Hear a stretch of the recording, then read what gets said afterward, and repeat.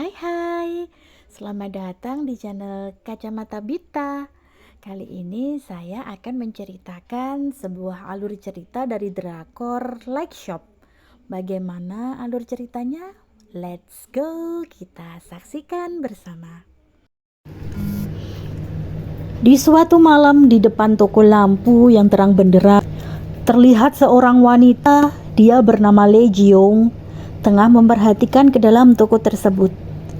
Jiong ini adalah seorang arwah yang baru saja meninggal dunia.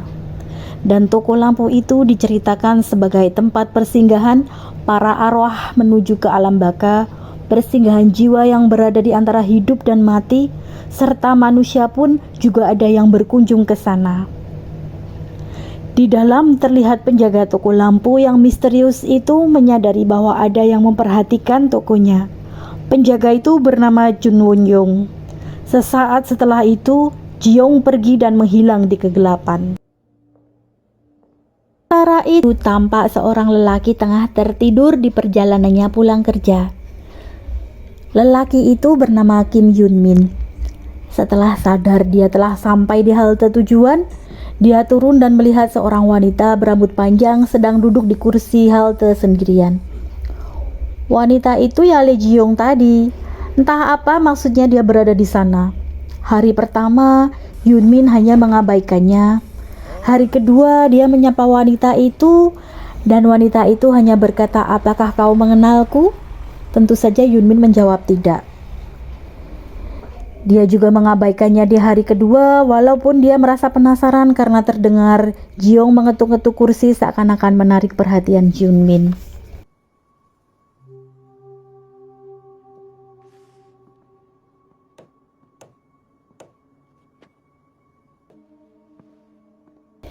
Hari ketiga pun demikian. Mereka bertemu lagi dan kali ini Yun Min mengajak Jiong berbicara. Dia menanyakan apa yang dia lakukan sendirian di sini. Jiong berkata bahwa dia sedang menunggu dan kehilangan ponselnya.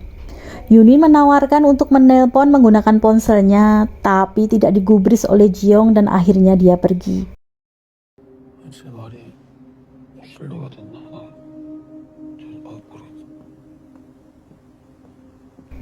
Nah, di hari keempat, ketika Yun Min turun dari bus, ternyata cuaca sedang hujan lebat. Yun Min yang tidak tega melihat Jiong kehujanan lantas memayunginya dan menawarkan bantuan. Jiong menanyakan, "Apakah kau mengenalku?" Sampai Yun Min menjawab iya karena mereka telah bertemu berhari-hari sebelumnya.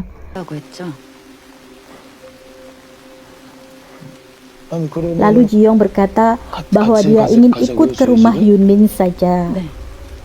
Mereka pun akhirnya pulang bersama ke apartemen Yun Min.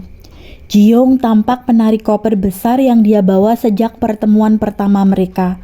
Entah apa isi koper itu, tapi koper itu terlihat sangat mencurigakan. Tidak ada sepatah kata pun yang mereka obrolkan, kecuali Yun Min menawarkan untuk membantu membawa koper, tapi Jiong menolaknya. Sampai di depan apartemen Yun Min, mereka masuk, tapi Jiong melarang Yun Min untuk menyalakan lampu. Cerita berpindah ke ruang ICU sebuah rumah sakit. Terlihat sekelompok perawat sedang berjaga dan tiba-tiba mereka mendekati perawat senior yang bernama Ibu Heo untuk memastikan apakah dia baik-baik saja. Ibu Heo mempunyai kebiasaan melihat sesuatu yang melayang-layang dan itu menyebabkan matanya sakit. Saat rekannya mengajak makan, Ibu Heo menolak dengan alasan dia sedang mengawasi monitor di ruang ICU. Sampai perawat yang bernama Kwon Yeon-ji berkata pada Ibu Heo untuk makan saja karena dia yang akan berjaga sementara yang lainnya istirahat. Semua perawat itu setuju dan akhirnya Yeon-ji ditinggal sendirian di sana. Di ruangan itu terasa sangat sunyi sekali. Karena ruangan itu terbatas untuk orang-orang tertentu saja yang bisa masuk. Tiba-tiba tak tahu dari mana datangnya, ada seorang bapak-bapak yang mondar-mandir di depan Yeonji. Dia terlihat bingung dan mencari sesuatu. Saat Yeonji menyapanya dan menanyakan apa yang dia bisa bantu, bapak itu malah menanyakan di mana letak kamar mayatnya.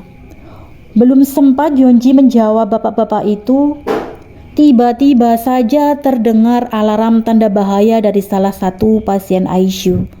Yonji bergegas lari dan memeriksa pasien itu disusul para rekan perawatnya.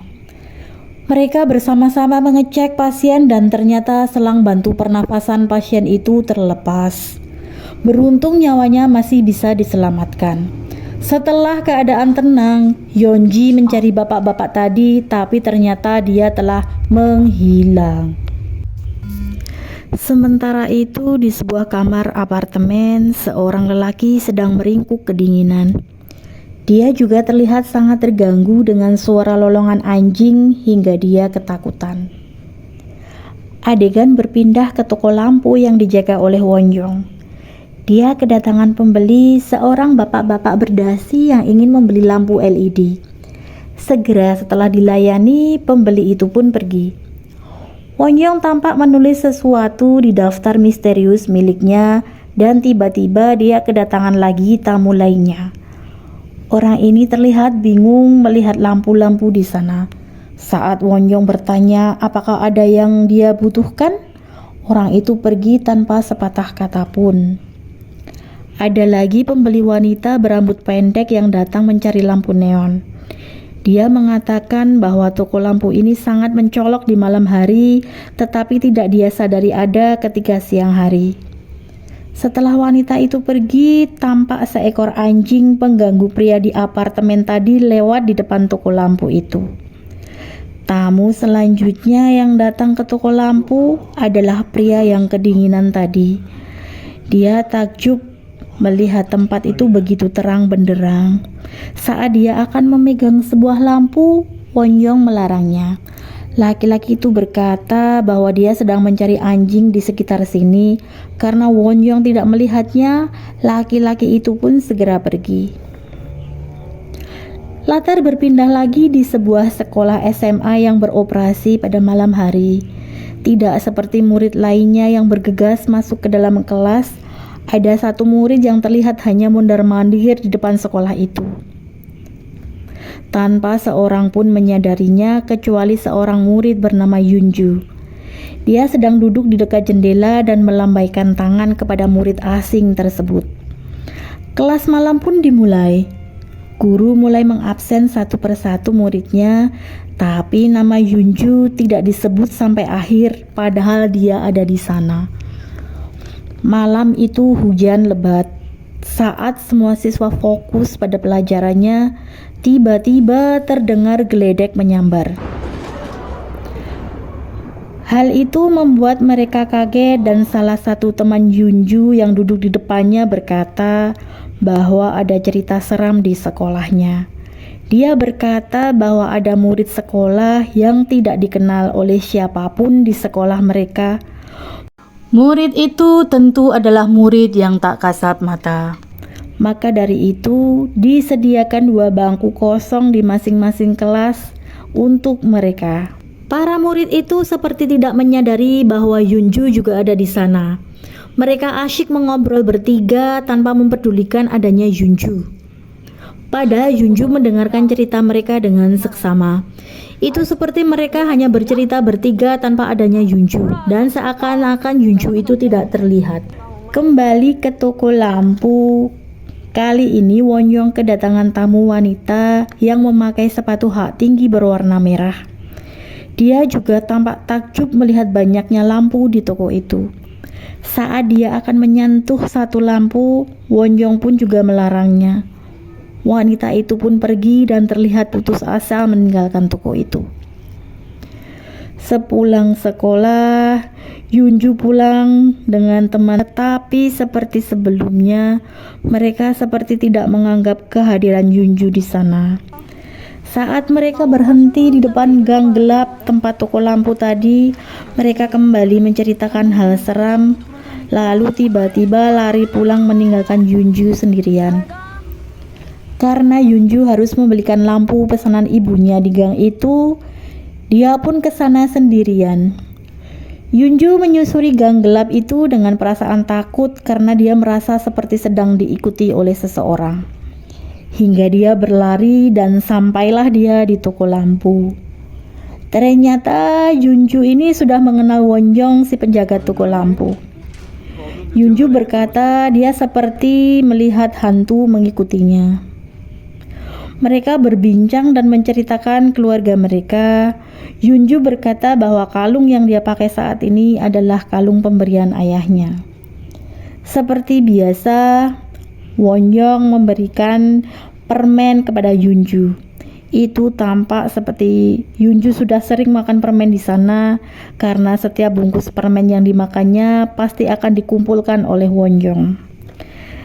Ketika Yunju bertanya berapa umur Wonyoung tidak mau menjawab dan malah menasehati Yunju jika dia melihat orang asing dia harus waspada karena mungkin saja itu adalah hantu dan menyuruh untuk berpura-pura tidak melihatnya saja.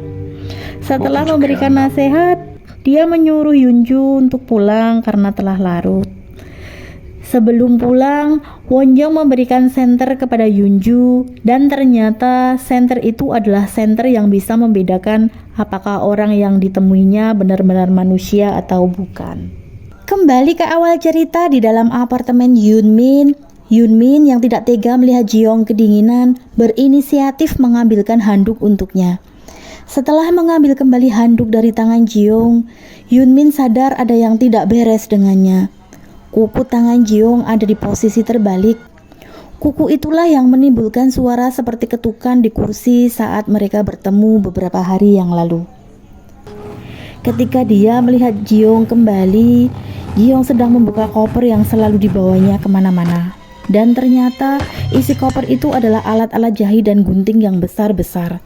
Sontak saja Yunmin menjadi sangat ketakutan. Sekembalinya dari toko lampu, Yunju pulang ke apartemennya. Tidak disangka di lorong apartemen Yunju berpapasan dengan Jiyoung dan Yunju menyapanya. Jiyoung kaget karena tidak menyangka akan disapa. Karena kan dia adalah arwah, mana bisa manusia biasa melihatnya. Jadi siapa atau tepatnya makhluk apakah Yunju ini? Kenapa dia bisa melihat Jiyoung yang arwah? Dan apakah yang terjadi dengan Yunmin sebenarnya? Nantikan di Shop Like episode 2. Sampai jumpa.